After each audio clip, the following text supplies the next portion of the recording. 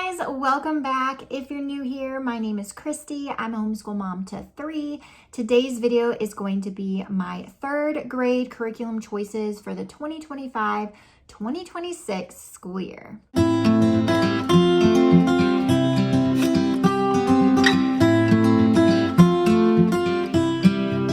me tell you about my 3rd grader. He is my son, my only son, and he is busy and active and a very hands-on learner. He loves tinkering with things and learning through doing hands-on things. He also is a child who tends to get bored with the same thing all of the time. So I definitely try to keep him engaged by adding in fun things or different things and switching things up periodically. He also is a kid that does really well with short but effective school lessons. So I can't drag out his lesson time too long or I lose him.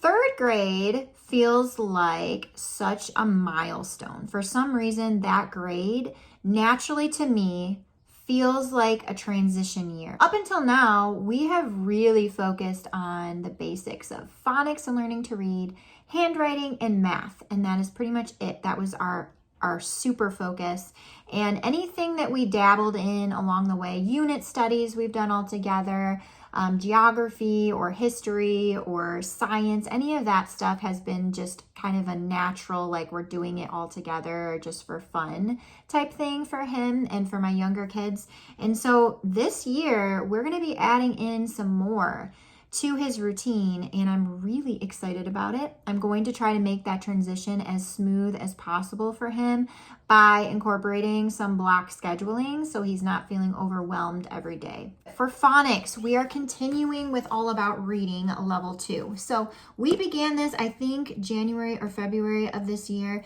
and so he is only about there in it, that far. And so we definitely will have some of this to finish up for the beginning of our 3rd grade year. So after we're finished with level 2, my plan is to move into level 3, purchase that and get that going for him.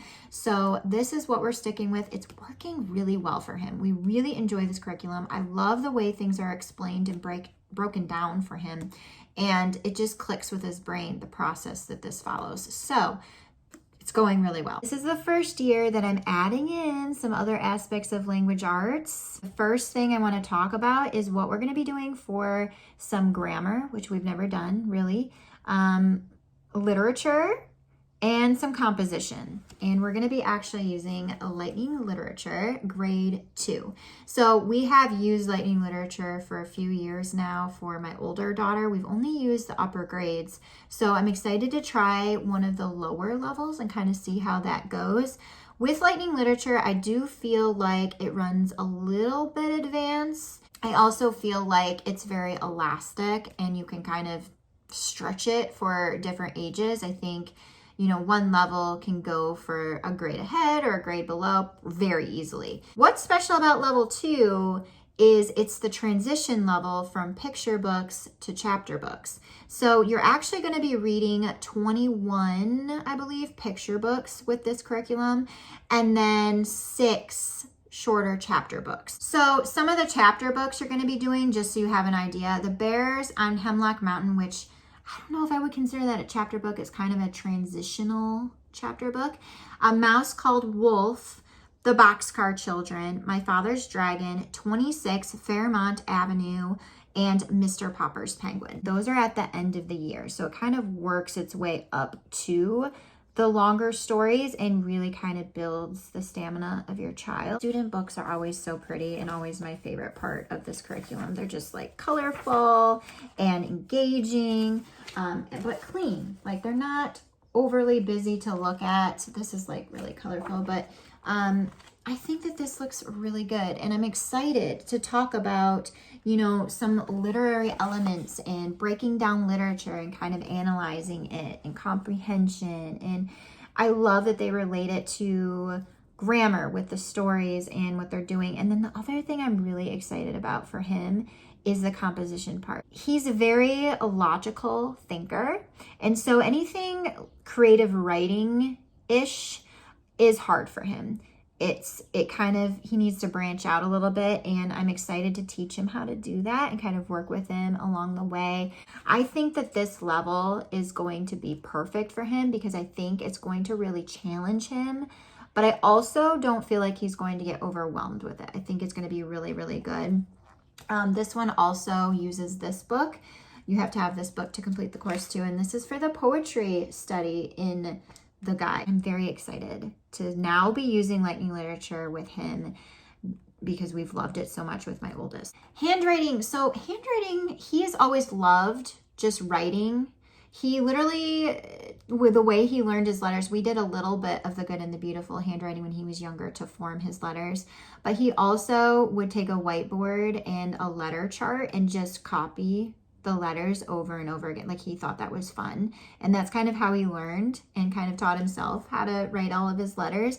So this year we actually just started using copy work for him because he's kind of past the point of letter formation, but he has expressed interest in cursive. This is the Good and the Beautiful level 3 handwriting.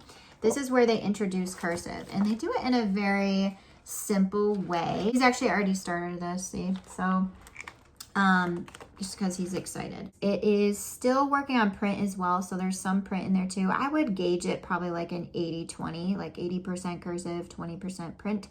It's just working on refining the print, but also teaching and introducing the cursive. So I really like the way that the Good and the Beautiful teaches the letter formation with the colored dots. I think that that's helpful in knowing, especially with cursive, knowing where to go next, you know, because cursive is so like loopy and it's hard to see exactly what's going on all of the time when you look at a letter. And so I think that that's helpful. So Lightning Literature doesn't actually have specific spelling instruction in it, but I do like something pretty straightforward for spelling. And so I picked up 180 Days of Spelling and Word Study. And this, I just like the word study approach to spelling. I love expanding his vocabulary, but also learning how to spell those vocabulary words at the same time. This is how it works. So you have a unit, they give you a list of words, starts out pretty simple here. And then you have your child do a page every day for a week, and they work on the same word bank. And there's fill in the blank activities, there's synonym and antonym activities. Sometimes there's like little crossword puzzles and stuff in there. Sometimes you have to use it in a sentence. Sometimes they do a body is to costume as face is to mask. So I like the way that they approach this, and they give you kind of like a puzzle or activity to do and really like learn the words. And then as you're rewriting them so many times, that's kind of how the spelling part comes in and how they learn to naturally just pick up how to spell those. I really like just how straightforward this is and simple and short and sweet. For math, we are going to be using Apologia Math Level 3. This is probably no surprise if you've been here for a minute. We love Apologia Math. I've used it for 2 years now with my 2 older children. We've done level 1, and specifically this child's done level 1, 2, and now he's moving into 3. So it's been kind of his whole, other than kindergarten, his whole math journey has been with Apologia, which is kind of cool to say because I can't say that with my oldest daughter. I love the flow of Apologia. I love all of the activities and the games, and the little unit projects are so fun. And look at this cover. This is my favorite cover, I think, of all of the levels. The blue one, level 4, is actually really pretty too, but this is so pretty with the purple. I love the way that the pages are laid out. I feel like they're colorful and engaging without being overwhelming. They're very clean to look at, which is very important to me. The big spaces that they give for working out your work. It's just such a great curriculum. It's mastery based, but there is some spiral review in there as well, which I think is a really good balance for a math curriculum. Moving into science. So I'm excited he's going to have his own science curriculum this year. We've always kind of done science as a group. Like, we used to use the old Good and the Beautiful science units all together when we first started homeschooling. And then we've just kind of done like unit study science since then. I stumbled across this curriculum. This is called Science Chunks. This is year A, and this is created by Elemental Science. So Elemental Science actually has a couple different science curriculums. If you're familiar with that Sassafras science, which is like the story-based science, they create that too. But this one is the one that really caught my eye from them. And the reason being right in the name, Science Chunks. I love that because, like I said, my child, this one in particular, gets bored. And I didn't want a science curriculum that was going to spend too much time on a single topic. I didn't want like a full year of botany or something like that because I think that he would be so bored by midway through, maybe even sooner than that. So I love this because it's like unit study in one book. So there's different units. The first unit is the plants unit. Then we move into biomes, the solar system, atoms and molecules, light and sound. And I've always loved the unit study approach, especially with science and especially for those younger years. Like, I just love that so much where you're studying and deep diving into one topic at a time. And I love that this is all in one book. So what is cool about this is you can purchase the units individually if you would like from their website. So if you just want to do space, you can download the space unit and just do that. The way that this works is it's literature based. So they give you a book list. They give you options for younger students and older students. And I got a couple from each category. And then they have a student notebook. And it's kind of a notebooking way of learning. So they're going to be filling out notebooking pages on the things that they're learning, which is really cool. The other thing that they have, which I actually have to download from the website, but is a lap book component. And lap books are so fun. They have like the cutouts and they make a lap book on what they're learning. I probably will just have him put them in a notebook so he has like a collection of all the units in one place, but still using those lap booking components.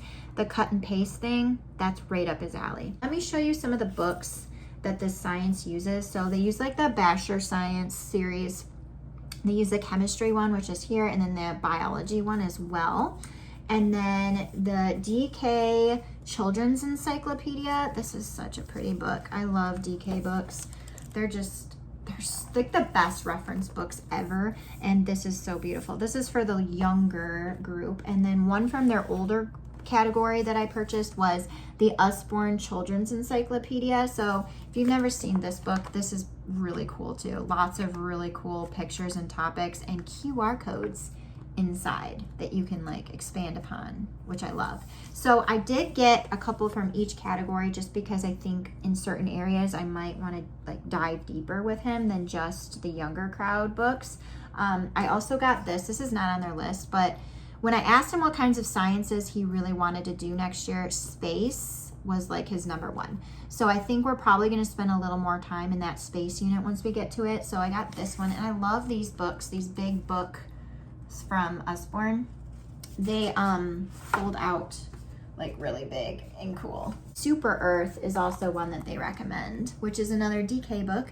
This is I can't ever say that, Smithsonian series, which I love in particular. We have, my oldest daughter has a zoology Smithsonian book that's just utterly amazing. So really excited about science. I think it's going to be a really fun year. The other thing I love about Science Chunks is it's very hands-on. There's experiments and projects in there like crazy. So you definitely customize, and not do everything if you don't want to.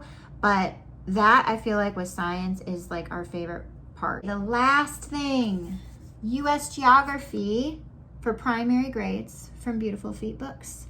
So this is going to be our history geography study. This is what we're going to be using.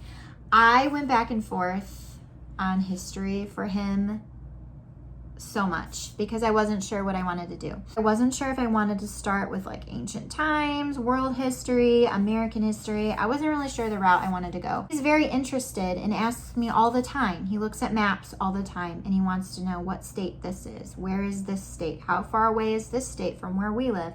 He's very interested in the United States. The other thing that really makes sense in my brain is before we actually do study American history, I feel like knowing where things take place would be helpful. This is a really cool curriculum. I like Beautiful Feet books. We use their Around the World with picture books, a little bit of it. I like the guides. They're beautiful, but they're also, I just like the layout of them and how customizable they are. They also always include so much like art and like nature study and like science and nature connections to what we're learning, and I love that too. So this also comes with a giant fold out map, paper map. And he's going to actually be coloring in and labeling every single state by the end of the year. And he's actually really excited for that. Like, he's excited to start the state study and learn about each state and everything like that. So like I said, it's literature based. It uses a lot of really beautiful picture books and stories. There's a map on my lap by Dr. Seuss, geography from A to Z, a picture glossary. Our 50 States, a family adventure across America. Like, they use so many cool books. And then, like I said, picture book stories, like lovely stories about family and a little bit of history stories and different things for kids. And I love that. So I lied. I'm going to talk about one more thing, and that is typing. I'm going to start typing instruction with him next year, and I think that that's going to be a really good age for him to begin. He actually has dabbled in it a little bit recently just to try it out, just to see what it was all about, and he's excited about it. And we're just going to be using typing.com or Typecastic. They're free. They work really well. I regret not starting my oldest daughter sooner with typing instruction because she's resistant to it now and is so familiar with poking the keyboard. She does actually do that pretty quickly, that it's harder for her to learn the proper way. And so I'm starting my son and my next daughter earlier with typing. So that is everything that we're going to be using next year for third grade. I hope you guys enjoyed watching this video. If you have a third grader, please let me know down below some of the things you're going to be using next year or what you're thinking about using. Let's bounce some ideas off maybe. I love talking about curriculum. So leave that down below if you like. And I hope you guys have a wonderful day, and I'll see you soon. Bye.